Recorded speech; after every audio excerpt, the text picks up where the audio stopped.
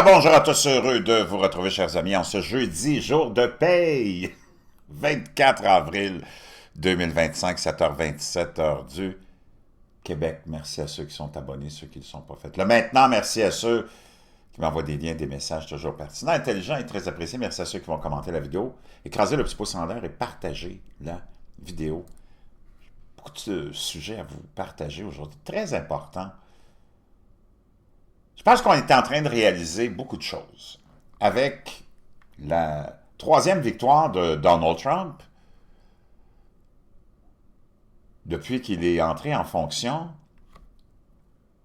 il a surpris tout le monde. On s'attendait à des choses quand même assez grandioses, mais pas à ce qui se passe en ce moment. Et ceux qui me suivent depuis longtemps sur une autre chaîne aussi, j'avais prédit beaucoup de perturbations sociales, économiques, financières à venir depuis 2-3 ans que je vous dis préparez-vous à ça. Mais c'est pas moi qui l'avais, développé cette idée de prédiction qui sont dans le fond des changements cycliques, comme le temps, comme le climat, ces cycles de 1500, 12 000 ans, dépendamment. La structure sociale, économique aussi a ses cycles. Et c'est des gens que j'écoute depuis longtemps qui ont beaucoup de rationalité, comme des gens comme Greg Braden, Joe Dispenza, Bruce Lipton, pardon. Tous ces gens-là disaient, surtout Greg Braden, les planètes s'alignent, attendez-vous à des changements majeurs. Et là, tu les vis, et ça vient naturellement choquer la structure qui gouverne. Ça vient choquer la population qui se fait gouverner parce que tu es habitué dans ta routine, tu es habitué dans tes petites choses qui ne te dérangent pas. D'ailleurs, avez-vous remarqué, c'était comme le slogan des 30-40 dernières années du citoyen moyen, qui est devenu un androgyne stupide avec sa propre tête dans son propre trou de queue. Ben, moi, je vote pour le moins pire. Moi, je vote pour le moins pire, puis je veux pas être dérangé. Ça, on se casse pas la tête. Si tu prends l'exemple du Québec avec les commissions scolaires, où il y avait des élections qui étaient, dans le fond, les plus importantes, parce que c'est ça qui décidait de l'avenir du programme d'éducation de tes enfants, je pense que le taux de participation était à 5%. Et ça n'a pas pris de temps que tous les bureaucrates ont réalisé qu'ils avaient le pouvoir entre les mains parce que les gens ne s'intéressent à rien. On a fait du citoyen, avec le système dans lequel on est, globaliste, mondialiste, un citoyen paresseux, qui ne veut pas s'occuper de ses affaires, puis qui se laisse gérer. Parce que si tu ne t'occupes pas de tes affaires, il y a quelqu'un qui va s'en occuper. Et qui s'est en occupé? S'en est occupé, bien justement, la caste, le culte qui nous gouverne. Ce qui fait qu'aujourd'hui, on réalise qu'on n'est pas dans une démocratie. C'est un terme tellement, tellement vide de sens. C'est du n'importe quoi. Tu vis dans une bureaucratie tyrannique. C'est eux autres qui gèrent, c'est eux autres qui décident de tout. Les politiciens sont juste des pantins pour te donner l'impression que tu as un certain pouvoir. C'est un show de boucan. Il n'y a rien qui se passe à ce niveau-là. Ces gens-là sont des marionnettes de gens beaucoup plus élevés que eux, beaucoup plus puissants que tes politiciens locaux, qui sont là pour t'accrocher à l'idée que, parce que c'est ton monde qui est là, hein, c'est tes cousins, c'est tes frères, tes oncles peut-être, qui sont députés, puis après ça peut-être ministres. Tous ces gens-là sont que des exécutants. Toute l'opération gouvernementale, c'est immense, là. C'est immense. Il n'y a pas un ministre qui est au courant de ce qui se passe. C'est tout d'abord des bons à rien, parce que si tu te retrouves là, c'est parce que tu es un bon à rien, un zéro, un raté, un parasite, une vermine. Puis d'ailleurs, c'est ce qui fait que ces gens-là se remplissent les poches avec cette bureaucratie. Mais il n'y a personne, il n'y a pas un ministre ou un premier ministre qui est au courant de tout ce qui se passe dans l'appareil gouvernemental. C'est toutes les lois sont construites, bâties selon le modèle du globalisme et du mondialisme et de la bureaucratie tyrannique. Et eux autres, avec les équipes d'avocats, les équipes de spécialistes, patati patata, te gèrent tout le pays au nom des politiciens qui, eux, sont là supposément pour te représenter. C'est une grosse gamique. D'ailleurs, beaucoup de gens, hier, suite à ma publication d'hier, qui me demandent, ils disent, c'est quoi le Don? Tu disais le Don. Le Don, c'est notre parrain à nous autres. Donald Trump, parce que c'est tous des chefs de gang, c'est tous des chefs mafieux. C'est la mafia qui règne partout, dans tous les pays, tous les continents, dans toutes les nationalités. Tu as le représentant du gouvernement qui est le chef de la mafia. C'est un visage. Donc, en italien, le Don, tu comprends? C'est le Don. Donc, nous autres, c'est notre Don, Donald. Tu as le Don, Legault, le Don, Macron. C'est tous des mafieux, des chefs mafieux. C'est le visage qu'on met et c'est eux autres qui vont représenter les intérêts du culte qui te gouverne. Pas les tiens. Hein? La bourse, c'est le casino des riches. Moi, je comprends pas le monde qui se préoccupe de la bourse. T'as pas une scène dans les poches. C'est l'argent des riches. Ça devrait pas trop te préoccuper. La Chine qui s'effondre en ce moment, c'est hallucinant. La Chine est en train de s'effondrer totalement économiquement. T'en entends pas parler, naturellement, parce que ça fait partie, la Chine, du groupe de globalistes, mondialistes et de bureaucrates tyranniques qui nous gouvernent. C'est le modèle qu'on utilise depuis longtemps. Même au Canada, ça remonte à Pierre Elliott Trudeau, l'admiration pour la Chine. Tu comprends? Et Justin Trudeau, son fils, a eu une admiration incroyable, autant pour Fidel Castro que pour la Chine. Des chefs mafieux qui sont, disons, moins souples avec leur population. Disons ça comme ça. C'est le modèle que tous nos chefs mafieux aimeraient avoir, un modèle de tyrannie vraiment même physique, à l'exception de notre Don Donald. Lui, il penche plus vers la liberté, le droit de choisir pour l'individu, le droit de choisir son école, son programme scolaire, puis plein d'autres choses. C'est une autre mentalité. C'est pour ça qu'il est bande à part. C'est pour ça qu'on le démonise, parce que Trump, lui, fait la promotion de pouvoir individuel que tu n'as plus au Québec, que tu n'as plus au Canada, que tu n'as plus en France. Tu as perdu tous tes pouvoirs individuels au profit de la démocratie, qui est dans le fond une bureaucratie tyrannique. La Chine est en train de s'effondrer, ça ne fait pas l'affaire de nos globalistes. Ceux que tu entends crier sur tous les toits en ce moment, c'est tous ceux qui ont le pouvoir entre les mains, qui sont en train de se faire exposer. Mais aux États-Unis, c'est pire, parce que là, c'est là que ça se passe, le combat entre le peuple et la bureaucratie qui s'est installée là depuis 60-70 ans, depuis la création, on pourrait dire, de l'ONU, financée par les Rockefeller. Le système juif est là depuis belle lurette. C'est lui qui contrôle Hollywood, c'est lui qui contrôle toutes les Hollywood, toutes les banques, tous les gouvernements. C'est complexe, là, mais c'est gros. C'est très, très gros. Donc, c'est ça qui se passe. C'est tous ces gens-là qui sont en train de perdre leur pouvoir, puis en train de se faire exposer.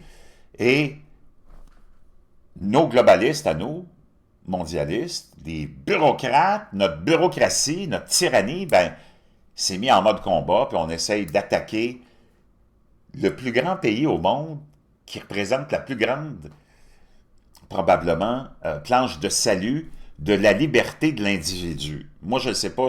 Moi, tu peux être de n'importe quelle affiliation politique. J'ai pas vraiment de problème avec ça.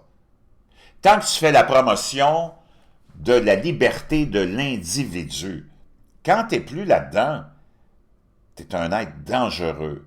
Très dangereux. Moi, ça ne me dérange pas que tu sois même, que tu fasses la promotion du communisme, même si c'est un cancer et une maladie mentale. J'ai aucun problème avec ça si tu continues à faire la promotion et la défense de la liberté de choix de l'individu. Et il faudrait arriver dans un système même qui serait peut-être idéal, parce que tu sais que tu t'en sortiras jamais. Les impôts sont là depuis toujours. Tu peux remonter au premier empire qu'on pourrait décrire de ce modèle dans lequel on est. Sumériens, il y a 7 ou 8 000 ans. C'est eux autres qui ont amené l'idée de la lignée royale, l'idée d'un roi, l'idée d'une espèce de vénération puis de pouvoir spécial d'un roi. C'est eux autres qui ont amené ça, là. Et c'est eux autres qui ont créé la première forme d'argent pour endoctriner puis emprisonner le monde dans un système sous forme je pense qu'ils appellent ça des pierres cunéoformes ou quelque chose comme ça. Et le système bancaire et le système d'impôt. Donc, tu sais, ça fait longtemps, là. Ça, tu t'en sortiras jamais. Jamais. Autant deux choses qui sont inéluctables, inévitables dans la vie, la mort puis les impôts. Mais il faudrait que tu aies un système qui fasse en sorte que ton impôt soit payé de façon volontaire et selon le mérite de l'administration que tu as placée au pouvoir. Il faudrait que ces gens-là, avant qu'ils t'envoient une facture d'impôt, te prouvent qu'ils ont utilisé ton argent de façon honorable. Depuis 60 ans, depuis l'arrivée de ce globalisme et ce mondialisme, qui dans le fond résulte ultimement dans la bureaucratie tyrannique, tu n'as aucun contrôle de ce qui... C'est tellement gros. Si tu prends juste le ministère des Transports, tu ne sais même pas ce qui se passe là-dedans. C'est tous des hauts fonctionnaires, des fonctionnaires qui décident où c'est qu'ils vont mettre des cônes oranges, puis quelle route ils vont décider de construire, à qui ils vont donner le contrat. Puis ça, c'est juste un ministère avec un exemple que je te donne. Mais prends l'ensemble du gouvernement du Québec, c'est immense, là. On parle juste d'un petit État comme le Québec. Tu ne sais pas ce qui se passe avec ton argent. Tout ce que les politiciens décident de financer, mais dans le fond, c'est les bureaucrates. Tu le sais pas. Qui a décidé ça? As-tu décidé, toi? Toi, tu t'en vas travailler comme un moron, 40 heures, tu reviens, il ne te reste plus rien sur ta paye, puis on t'a même pas demandé ton opinion sur quoi que ce soit. On t'a juste dit, oh, va voter, mets un X, that's it, that's all. C'est comme n'importe quoi. Puis le monde, ils ont tellement été endoctrinés à tout accepter, puis à se foutre de tout, puis à s'occuper de rien. C'est ça que ça donne. C'est exactement ça que ça donne. Ces gens-là t'ont programmé à devenir comme ça, pour après ça prendre tout le pouvoir, puis te laisser gros gens comme devant, avec plus rien d'impoche, puis dans la misère. Puis eux autres, ils font ce qu'ils veulent. Donc, tu as tout ce réseau de corruption qui s'est installé d'aide humanitaire. Comment aide humanitaire? Ça fait 70 ans qu'il y a de l'aide humanitaire, puis tu pourrais même pas avoir assez de place dans l'espace infini pour tout mettre l'argent qu'on a imprimé, puis qu'on t'a enlevé pour de l'aide humanitaire, puis il n'y a jamais eu autant de misère qu'en ce moment. Vraiment? Tu penses que ces gens-là méritent ton argent? Ils t'ont pas prouvé qu'ils étaient capables d'éliminer la misère et les injustices. Au contraire, ils en ont créé plus pour aller t'en chercher plus. Ça, c'est un exemple. Je pourrais continuer comme ça jusqu'à demain matin. Donc, c'est ça qui se passe en ce moment. OK? C'est tout le combat entre cette entité-là qui n'a aucun respect pour la vie humaine, puis qui veut que tu aies absolument aucun mot à dire, puis que tu ne saches même pas ce qui se passe vraiment, parce qu'ils ont le complexe médiatique qui t'embrouille continuellement. Il n'y en a pas un qui te parle de ça. Là. Les autres sont là pour tout, sauf vraiment te dire que tu te fais tellement voler, puis tu n'as aucun mot à dire parce que tu vis dans une bureaucratie tyrannique. Ils vont te parler de Trump, vont te parler de l'Ukraine, vont te parler de toutes sortes de sujets pour te distraire, sauf des vrais, parce que les autres, ils savent qu'il ne faut pas en parler de ça. Là. Parce que si tu savais vraiment que c'est comme ça que ça marche, puis que tu réveillais le monde, le système s'effondrerait instantanément. OK? Instantanément. Maintenant, ceci étant dit, tu le sais que ça sortira. Tu ne pourras pas t'en sortir, donc aussi bien prendre ton mal en patience, continuer ta vie, c'est ça qui est le plus important. C'est pour ça que je le répète toujours. Tu ne peux pas t'en sortir, c'est comme ça. Tu ne pourras pas réveiller ton cousin, ta cousine. Ils ont la tête tellement profondément ancrée dans le trou de cul qu'elle est ressortie par le cou. Ça, c'est le nouvel être humain occidental. Vraiment un androgyne stupide. Il n'y a rien que tu peux se faire. OK? Maintenant, la seule chose que tu dois, sur laquelle tu dois te concentrer, c'est toi-même. Continue à faire ta vie, là, ça ne change rien. Parce que tu ne peux pas t'arrêter de progresser, tu ne peux pas t'arrêter d'essayer de t'épanouir, de te réaliser. Ça, c'est ça qui est important. Donc, ceci étant dit, avant qu'on plonge dans deux, trois nouvelles, pareil, deux, trois petites annonces. N'oublie pas de te procurer ton bleu de méthylène. Oui, ça marche. Des centaines d'abonnés me le confirment. Me dit, il y en a un qui l'a reçu encore hier avec sa femme. Il dit, on en prend, Jean. Pas hier, mais depuis une couple de jours. Il dit, c'est vrai que ça marche. Ça te booste énormément. Ça augmente la production d'énergie cellulaire de 30%. Tu en as besoin. Il faut que tu sois au sommet de ta vie. Parce que c'est tout ce que... Tu n'as rien d'autre que toi-même. Il n'y a rien d'autre qui t'appartient. Même si tu penses que tu as acheté une maison, tu continues à payer, des taxes municipales. Il n'y a rien qui t'appartient. Puis s'ils décident de venir la saisir, ils vont la saisir. Donc, fais tes petites affaires, puis réalise que tu es la personne la plus importante, puis il faut que tu sois dans la forme la plus importante parce que tu veux finir ta vie dans un bon état. Tu ne veux pas la finir comme moi, j'en ai tellement vu dans le domaine de la restauration. J'ai servi plus d'1 million de clients pendant ma carrière de 35 ans. Là. Puis du monde à 50 ans qui viennent manger au resto puis qui t'étalent presque une pharmacie de pilules sur la table avant de manger. Là. Tu ne veux pas finir comme ça à 55 ans avec de la difficulté à marcher, puis à 60 ans qu'une marchette. Là. Donc, tu es la personne la plus importante, prends soin de toi. Maintenant aussi, un autre outil essentiel dans le monde dans lequel tu es, si tu veux être un homme puis une femme forte, puis vraiment, soit te sortir de ton état d'androgyne stupide ou ne pas le devenir si tu ne l'es pas, make your bed, leçon de vie incroyable à travers 10 anecdotes extraordinaires de l'amiral McRaven. Je te laisse ça dans la boîte de description. Troisième annonce, avant qu'on plonge dans les nouvelles. Ça y est, on s'en va à Québec, c'est notre premier stop, Carl Brochu et moi. Premier gros show, ça va brasser, les amis, parce qu'il faut que tu restes aussi conscient qu'il faut que tu continues à essayer d'éveiller du monde, parce que ça reste dans ta mission. C'est comme naturel, tu sais, c'est comme intrinsèquement dans nos gènes, là.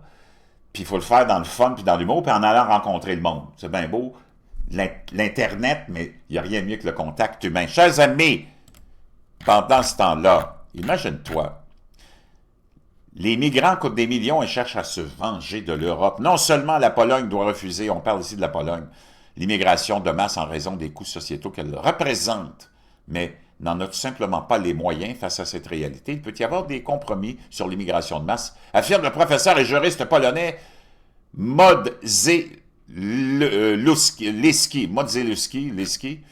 qui travaille à l'Université de Varsovie. Dans une conversation qu'il a eue sur une chaîne YouTube, le professeur a déclaré qu'il pouvait fournir une estimation prudente du coût quotidien de chaque migrant pour la Pologne, soit environ 35 € par jour. Cependant, d'autres pays comme l'Allemagne, pour d'autres pays comme l'Allemagne, ces estimations de coûts sont bien plus élevées, en partie à cause du coût de la vie qui est plus élevé. Il est également possible que Modzelewski ne prenne pas en compte dans son estimation les aides sociales, les frais médicaux. Donc, l'immigration coûte une fortune. C'est un sentiment qui est naturel que tu veuilles améliorer la vie de ta famille si tu penses que dans le pays où tu l'es, tu ne peux pas l'améliorer. C'est un sentiment naturel. Moi, je suis ouvert à l'immigration, mais c'est pourquoi il y a autant de financement puis d'aide qui est donné. Si tu veux t'en aller dans un autre pays, quand tu t'en vas voyager, là, on ne te paye pas ton voyage. C'est quoi cette affaire-là? Si tu décides d'aller visiter la France, l'Espagne, ou peu importe, pour une semaine, 2 semaines, 1 mois, 2 mois, en tant que visiteur, le pays qui t'accueille en tant que touriste, il ne te paye rien, là. Au contraire, il t'arrache tout ton argent. Parce que c'est un business. Moi, je ne comprends pas qu'on déroule le tapis puis qu'on donne presque tout. Puis surtout à ceux qui rentrent illégalement. C'est parce que tu es rentré illégalement. D'abord, premièrement, tu devrais ressortir un coup de pied dans le cul. Puis passer par les formalités officielles d'immigration. Puis on devrait d'abord augmenter le niveau d'augmentation, augmenter le niveau d'immigration, puis augmenter le rythme du traitement des demandes aussi, là. Hey, ça prend des années. C'est du n'importe quoi, là. C'est comme les mêmes bureaucrates sataniques c'est tout le même monde là, qui te pousse l'immigration puis le globalisme, mais ils ne sont pas capables de rendre ça efficace parce qu'ils font de façon préméditée. Que ça soit tellement long pour pousser le monde à rentrer illégalement. Voyons donc, on a dû tomber sur la tête. Ce monde-là est démoniaque. Puis là, il faut tout leur donner. Non, tu rentres ici, on te donne l'opportunité de venir ici, trouve-toi un job, trouve-toi un logement, trouve-toi du travail, puis faut-nous la paix. On n'a rien à payer. Voyons donc, c'est quoi cette affaire-là? Vois-tu encore là tout le gros réseau de corruption? Déjà, on te donne l'opportunité d'aller dans un pays qui va te donner la chance, peut-être, de donner une meilleure vie à ta famille. Puis moi, je suis bien ouvert à ça. Mais comment? C'est quoi cette affaire-là? C'est le monde à l'envers. Vois-tu la gestion de ce monde-là, toi? C'est du n'importe quoi. C'est du n'importe quoi. D'abord, on devrait commencer par essayer, s'il y avait une logique, puis il n'y avait pas de corruption, à aider ce monde-là dans leur propre pays à se développer, puis avoir une meilleure vie. Mais on a fait en sorte qu'on a pris tout ce culte satanique, le contrôle de toutes les ressources, de toute la planète. Donc, ça non plus, tu t'en sortiras jamais. Ça ne changera jamais.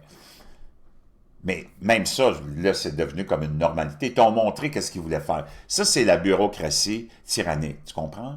En Occident. C'est comme ça que ça marche. Donc là, on parle de ça, ça coûte une fortune, une fortune, une fortune. Je suis complètement cinglé, là. Depuis quand tu vas laisser rentrer le monde illégalement, puis en plus, tu vas les récompenser? C'est le monde à l'envers. C'est comme n'importe quoi. Maintenant, regarde ce qui est arrivé dans un pays en Europe où la population a décidé d'élire un gouvernement plus à son image. Giorgia Meloni, une femme qui t'a mis ça de bout puis straight, les États-Unis, après des années de folie globaliste et mondialiste qui avaient envahi les hautes sphères des salons de thé italiens. Parce que dans le fond, c'est ça. C'est ton élite qui veut prendre le contrôle puis contrôler la population qu'elle déteste, le petit peuple qu'elle déteste. Rappelle-toi du chaos de l'Italie avant que Meloni arrive. À tous les 6 mois, il y avait une élection. C'était bordel. C'était comme une joke, ce pays-là. Elle t'a mis de l'ordre là-dedans. Ça marche, mon chum. C'est le seul pays, d'ailleurs, de l'Union européenne qui n'a pas de déficit, puis qui a un surplus. Puis, je vais te dire une chose. Elle a remis les choses, puis les pendules à l'heure. Un homme, c'est un homme, puis une femme, c'est une femme. Le reste, fous-nous la paix avec tes folies de déviance sexuelle. Là, tu as un joueur de foot africain qui vient de se faire foutre dehors parce que, imagine-toi, cette espèce d'énergumène-là, l'attaquant Domingue Ibi Nagwang s'est filmé devant un véhicule de police stationné devant le commissariat de Macerata. Il a tenu des propos extrêmement vulgaires et pédophiles à l'encontre de la jeune fille de Giorgia Meloni, la première ministre italienne âgée de 7 ans. Mélanie, j'ai entendu dire que tu avais une fille magnifique. Je suis noir, beau et sexy avec mon beau et sexy frère. On mange gratuitement, on dort gratuitement, on ne paye pas de loyer, puis on baise des Italiennes. C'est du monde malade, là. C'est du monde malade. Avant de faire ses déclarations, il a proposé de vendre à Salvini une voiture de police pour 50 cents, ce qui semble être une tentative de rabaisser Salvini et la police, une sorte de signe d'irrespect. C'est complètement... Ça, tu laisses rentrer du monde qui agissent comme ça. C'est tout du monde payé pour déstabiliser nos sociétés. C'est complètement hallucinant. Le club de football situé dans la région des Marches a désormais résilié le contrat de l'attaquant camerounais de 27 ans en raison de propos sexistes et violents. Salvini a lui-même commenté la vidéo sur Instagram qualifiant le footballeur d'idiot. L'ASD, Cluentina Calcio, se dissocie totalement du contenu représenté dans la vidéo publiée par son membre, a écrit l'équipe après avoir résilié le contrat du footballeur. Moi, je le crisserais dehors, pied dans le cul, là. Je le retournerais au Cameroun. Comment ça? On tolère ça? On est-tu tombé sur la tête? Donc, imagine l'inverse. Toi, tu t'en vas faire ça au Cameroun en tant que blanc. On va te dire une chose. Je suis en prison, mon chum. Puis avec raison. C'est quoi cette affaire-là? À une jeune fille de 7 ans. As-tu tombé sur la tête? 7 ans. Qu'est-ce qui arrive avec nos dirigeants? T'en entends pas un qui est en train de s'offusquer et de crier au meurtre là, d'Emmanuel Macron et tous les bozos, le clown. Mais quand tu as un geste de la police envers un criminel, parce qu'il est d'origine d'une nationalité différente, ils vont tous crier au meurtre, même sans savoir, puis connaître l'histoire. Là, tu connais l'histoire, t'en as-tu entendu un? Non, toutes des criquets. Cric, cric, cric, cric. Nous communiquons également notre intention de résilier immédiatement le contrat qui nous lie à ces performances sportives, car nous considérons que ces déclarations graves sont profondément préjudiciaires à notre réputation. Nous rappelons en effet que whatever se distingue dans le panorama footballistique du territoire depuis plus de 50 ans par l'inclusion, la solidarité, la du de ces termes-là, man. Ça, c'est des termes des bureaucrates tyranniques. Pour cette raison, nous croyons fermement qu'il est nécessaire de tuer dans l'œuf toute association indue entre les contenus violents et inacceptables exprimés par ce joueur dans la vidéo et l'histoire de blablabla. La police enquête également sur cette affaire. Ces menaces envers la fille de Meloni pourraient être particulièrement problématiques. J'espère. As-tu remarqué que du côté des gauchistes, des globalistes, des mondialistes, il n'y a jamais de punition. Ils sont toujours excusés. C'est complètement hallucinant. Wow, fallait que je te montre cette histoire-là. C'est complètement dégueulasse. Dégueulasse. Pendant ce temps-là, on va finir avec notre chum. Hein, notre chum Klaus Schwab. Klaus Schwab qui s'est finalement retiré le même jour que notre ami, le fils de Lucifer, François, et son programme woke dans l'Église catholique est décédé. Apparemment, notre chum, Klaus Schwab, qui avait annoncé qu'il se retirerait il y a un mois, à peu près un mois et demi, mais sans donner de date précise, il l'a fait, mais on a oublié de te dire qu'il y a des enquêtes qui sont faites sur lui en ce moment. Peut-être pour ça qu'il a décidé de s'en aller. On va aller voir ça ensemble.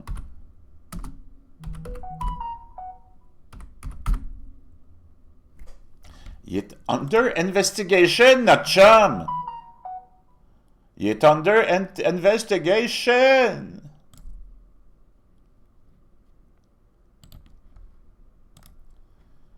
Le conseil d'administration du Forum économique mondial soutient le lancement d'une enquête indépendante sur le fondateur. Oh! Klaus Schwab. Cette déclaration fait suite à un rapport citant une lettre de dénonciation alléguant une faute financière et éthique de la part de Schwab, 87 ans, et de son épouse, Hilde. Le Forum économique mondial qui organise chaque année un rassemblement d'élite, on te le dit, d'élite à Davos en Suisse, a déclaré que son conseil d'administration avait apporté son soutien unanime à une enquête indépendante sur les allégations de mauvaise conduite du fondateur, Klaus Schwab. La déclaration du groupe de réflexion et organisateur d'événements basé à Genève est intervenue mardi soir après qu'un rapport publié par le Wall Street Journal a cité une lettre de dénonciation alléguant une faute financière et éthique de la part de Schwab, 87 ans, et de son épouse. Le journal a rapporté, que les allégations avaient été envoyées dans une lettre anonyme au conseil d'administration la semaine dernière. Ah, la semaine dernière. C'est bizarre, ça coïncide avec sa démission. Oh, alors qu'il annonçait qu'il se retirait, et incluant des allégations selon lesquelles la famille Schwab aurait mélangé ses affaires personnelles et les ressources financières du Forum. Dans un communiqué envoyé à l'Associated Press, le Forum a déclaré que son conseil d'administration, qui comprend l'ancien vice-président américain Al Gore, la reine Rania de Jordanie et la présidente de la Banque centrale européenne, Christine Lagarde. As-tu vu la gang de crapules qui sont là, toi, dans le conseil d'administration? Les plus grands bandits qu'il n'y a pas. A accepté la décision de son comité des risques et d'audit d'ouvrir l'enquête, bien que le Forum prenne ses allégations au sérieux, blablabla. Les allégations ont émergé alors que blablabla, Schwab avait pris sa retraite et qu'elle avait un effet immédiat, qui est remplacé par un président intérim, je reviendrai sur lui, Peter Brabeck-Letmathe, le président de Nestlé, depuis des décennies. Bon, mais aussi, il y a des allégations de comportements très douteux, même de harcèlement sexuel. Oh, sexuel, même ça. Notre ami, le dépravé Schwab. Je vais essayer de voir si on en parle ici. La lettre qui aurait été envoyée par des membres anonymes du personnel contenait des allégations selon lesquelles Klaus Schwab aurait demandé à des employés subalternes de retirer des milliers de dollars des distributeurs automatiques en son nom et aurait utilisé les fonds du forum pour payer des massages privés dans ses chambres d'hôtel, a écrit le Wall Street Journal. Le journal affirme également que sa femme a utilisé des réunions financées par le forum pour justifier des voyages de vacances de luxe aux frais de l'organisation. La lettre aurait soulevé des inquiétudes quant à la manière dont Schwab traitait les employés. Oh, celui qui donnait des leçons de moralité à tout le monde. Et la manière dont ses dirigeants auraient laissé passer des cas de harcèlement sexuel et de comportement discriminatoire sans qu'ils soient contrôlés. Ah, Schwab n'avait pas réagi jusqu'à sa déclaration oblique qui disait « Il n'y a pas l'ombre d'une preuve pour toutes ces accusations. C'est un mensonge pur et simple que j'ai demandé à des jeunes employé de retirer des milliers de dollars pour moi dans le distributeur automatique. Il a déclaré que toutes les dépenses personnelles liées à ses voyages d'affaires avaient été remboursées et qu'il avait entamé une procédure en diffamation. Le conseil d'administration a d'ailleurs décidé d'une réunion d'urgence dimanche d'ouvrir une enquête et Schwab a choisi de démissionner immédiatement. Oh!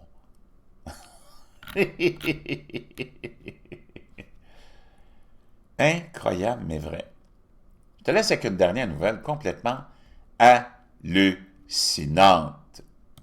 Moi, j'en reviens pas qu'on en soit rendu là. L'Angleterre est devenue un pays vraiment on voit de wacko, wacko, wacko, wacko, wacko. Laisse-moi trouver la nouvelle. C'était concernant l'idée qu'on va permettre d'ici quelques semaines à des gens encore là qui ne sont pas élus, du monde qui font partie de la même gang que ces bureaucrates. OK? Cette espèce de bureaucratie complètement tyrannique de... Je ne vois plus la nouvelle, elle n'est plus là, mais je vais te la trouver.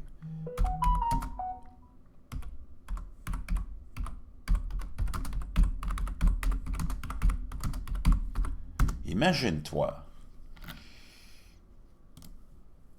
on apprend, ça te prouve à quel point toi, tu n'as vraiment rien à dire, tu es juste un pion pour eux autres, tu es juste un mouton qui leur amène de la laine. Des scientifiques britanniques vont lancer des expériences de géo-ingénierie en plein air. Bloquer la lumière du soleil pourrait temporairement ralentir la crise climatique. Hey! On gèle les couilles en plein mois d'avril. Le mois d'avril est en train de se terminer. En Angleterre, pendant un mois, tu te rappelles, je t'en avais parlé peut-être il y a un mois de ça, dans la fameuse crise du brouillard qu'on avait partout. Pendant un mois, puis certaines régions n'avaient pas de soleil. Les gens disaient, ça fait des semaines et des semaines, presque un mois qu'on n'a pas vu le soleil. Des scientifiques britanniques vont lancer des expériences de géo-ingénierie en plein air dans le cadre d'un programme financé par le gouvernement. Encore là, c'est l'argent du monde, là. À hauteur de 50 millions de livres sterling, selon l'Agence pour la recherche et l'invention avancée. L'agence gouvernementale britannique qui soutient le projet, les expériences seront menées à petite échelle et rigoureusement évaluées. Elles fourniront des données critiques nécessaires à l'évaluation du potentiel de la technologie. Ce programme, ainsi qu'un autre projet de 11 millions de livres sterling, fera du Royaume-Uni l'un des plus importants bailleurs de fonds de la recherche de géo-ingénierie au monde. Quelle terre satanique, d'abord avec sa royauté satanique. La géo-ingénierie est controversée, certaines expériences en extérieur prévues ont été annulées suite à une forte opposition. Ben oui, depuis quand tu vas permettre à des cinglés d'aller jouer dans la haute atmosphère pour avoir une idée complètement farfelue de bloquer le soleil? Voyons donc. C'est pas comme s'il faisait 300 degrés, là. Même si ça augmente d'1 degré d'ici 200 ans, penses-tu vraiment que ça va changer quelque chose dans ta vie? Puis dans le fait qu'il fait moins 65 en Antarctique à longueur d'année. Vraiment, ce monde-là est devenu complètement cinglé, cinglé, cinglé! Je te laisse ça dans la boîte de description. Oublie pas ton bleu de méthylène, oublie pas le livre, puis oublie pas de venir nous voir à Québec. Puis oublie pas de te sortir la tête du trou de cul. Vraiment, ça sent pas bon.